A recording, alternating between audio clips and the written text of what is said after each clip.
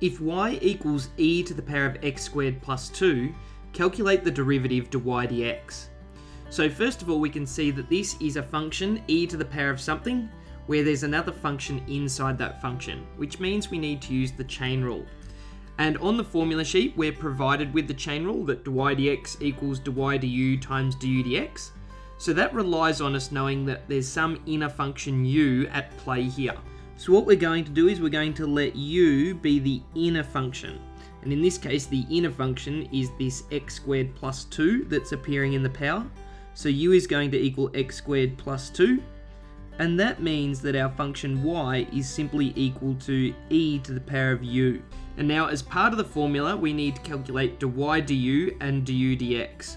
So starting with du dx, the derivative of that function with respect to x is simply 2x. So x squared differentiates to 2x, and the positive 2, when we differentiate a constant, just becomes 0. And dy du, which means we're differentiating the function e to the power of u with respect to u. If that was e to the power of x and we differentiate with respect to x, we know e to the x differentiates to e to the x. So e to the u differentiated with respect to u is still e to the power of u.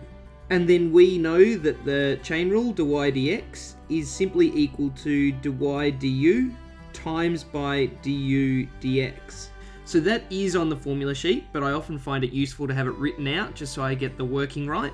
So now our derivative dy dx is going to equal, and now dy du is simply e to the power of u, and e to the power of u is the same as e to the power of x squared plus 2, and then we need to multiply that by du dx, which is simply the 2x over here. So we multiply that by 2x, and now not that it's that essential to do, but dy dx could be written a little bit neater as 2x times e to the power of x squared plus 2. So we have 2x times e to the power of x squared plus 2, and that is the answer to this question.